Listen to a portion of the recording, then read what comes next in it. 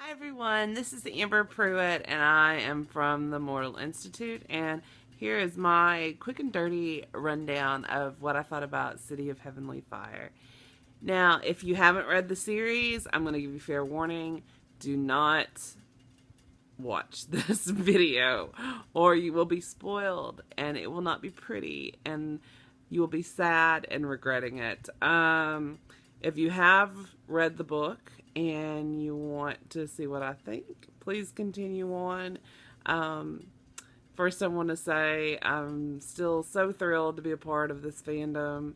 I know I don't really do videos very often. That sort of freaks me out. But I decided I wanted to do one this time just because I thought it would be fun to share my thoughts and feelings about the final book in the series and what I think is to come for the Dark Artifices.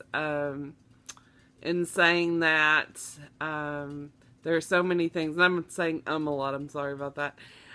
There's so many things that I liked about the book for City of Heavenly Fire. There's a lot of things that I was not crazy about, but there was nothing that was so bad that I am angry about or anything like that. My gold standard for Cassandra's books are The Infernal Devices. My favorite book, maybe of all time, is Clockwork Princess. So I will give this book a 4 out of 5 stars based on how much I love Clockwork Princess. There are things I did love about this story. Let's talk about the deaths really quick. Maureen may have been my favorite death just because that heifer got what she deserved. She was so bad and she needed to die, and kudos to Maya for taking her out in such a splendid form. That blood bond that she, or the blood oath that she was going to do to form an alliance with her was epic, and it was just nice to see her go down without a major.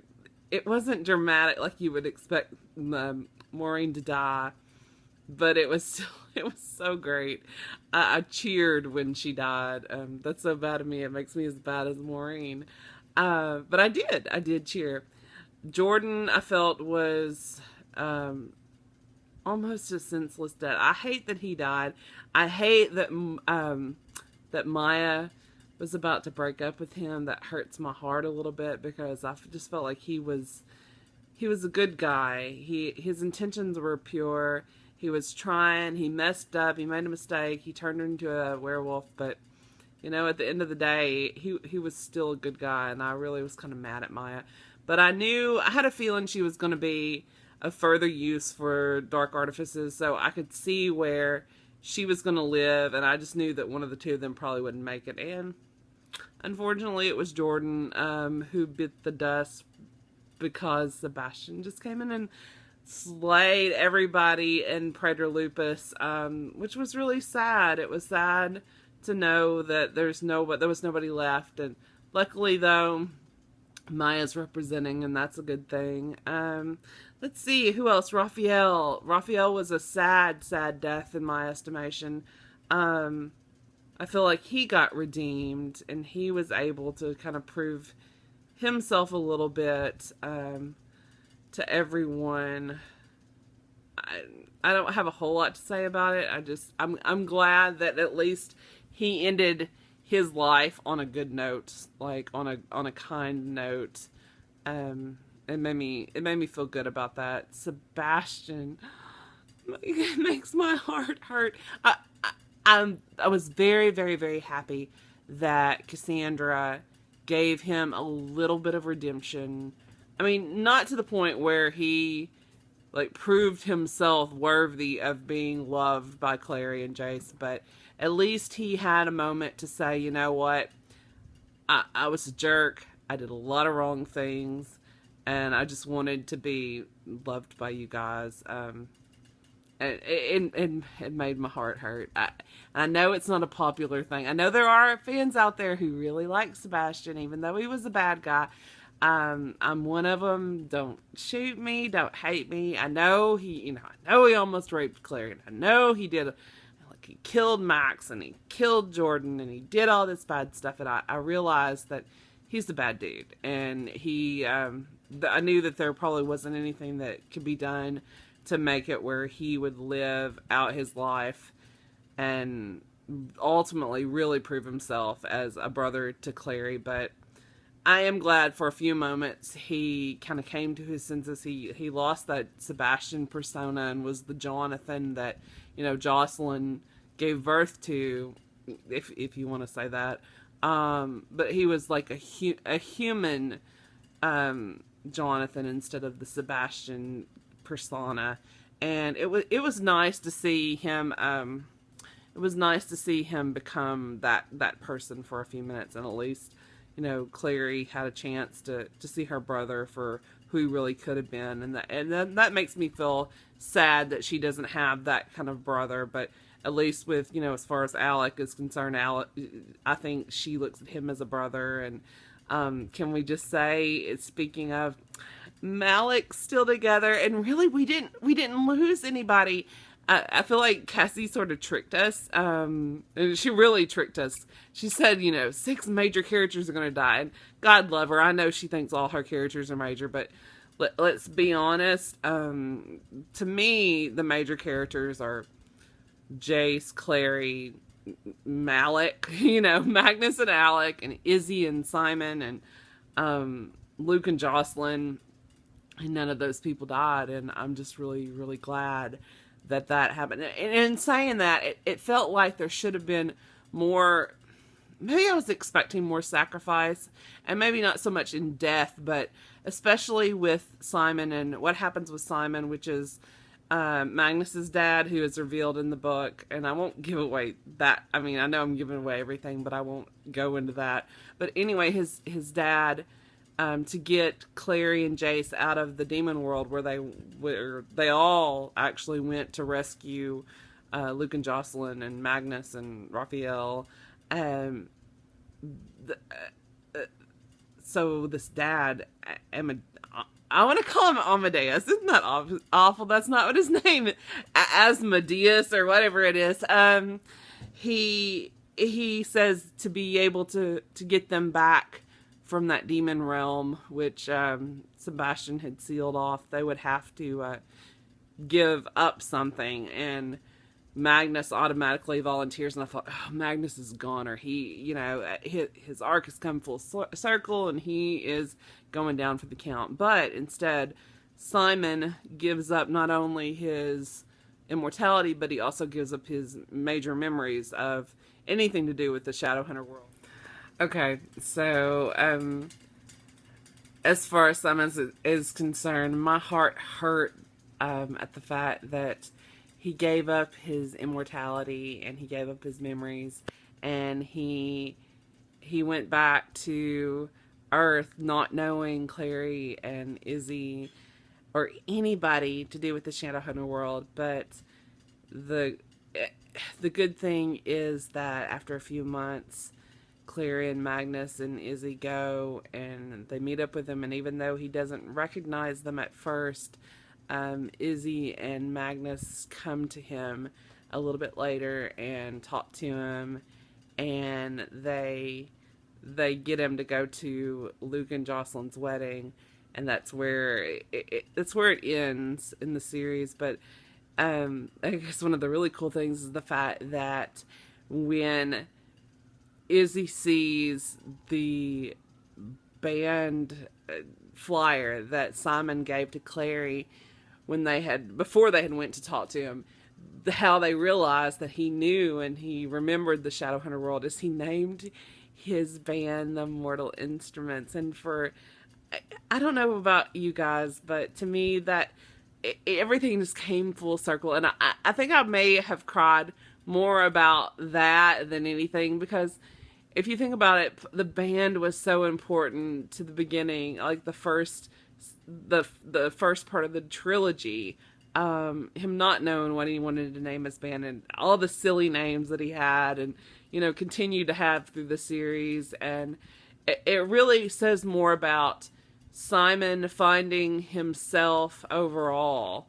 And I think that it said a lot that the Mortal Instruments was the name of his band, and that in the end, and I guess we'll eventually hopefully see what happens with Simon, because he's going to ascend to be a shadow hunter, and it's just fantastic. I think it was maybe possibly the best moment for me as far as the book is concerned, just to think of the transformation that Simon has gone through in this series, from being a mundane to being a vampire to being a daylighter to being, to losing everything and becoming a mundane again, and then to be a shadow hunter. It makes my heart happy. I'm so thrilled about that. And I'm excited about what's to come as far as that's concerned, because I just know that hopefully there will be more in the dark artifices, and maybe we'll get to see that ascension. Wouldn't that be awesome? I know we'll get to see other things. Some things really quickly that I liked. Maybe some of my favorite moments were the moments with Zachariah, which of course we all know is Jim. Those moments made the book for me. Something that I struggled with, and I think I like more now than I did at first, was excuse me, when I first started reading the books, I was a little upset that Emma Carstairs and Julian Blackthorne were in the story so much. I felt like it was a little forced. Like, Cassie was really expecting us to just automatically love these characters. And I'll be honest, when I first heard about the series, I wasn't crazy about the thought. I mean, I was excited that, it was going to be set in LA. I have a lot of friends out in LA, and it made me really happy for them. But I wasn't really excited about the series. But now, in being introduced to Emma and Julian and Ty, which I thought was a really cool character, really different, and then Mark Blackthorne, which I really like him. I don't know what it is about him. It's that, that other person in the story that I always like. I'm a sucker for that other character, and so he's kind of my dark horse for some reason already.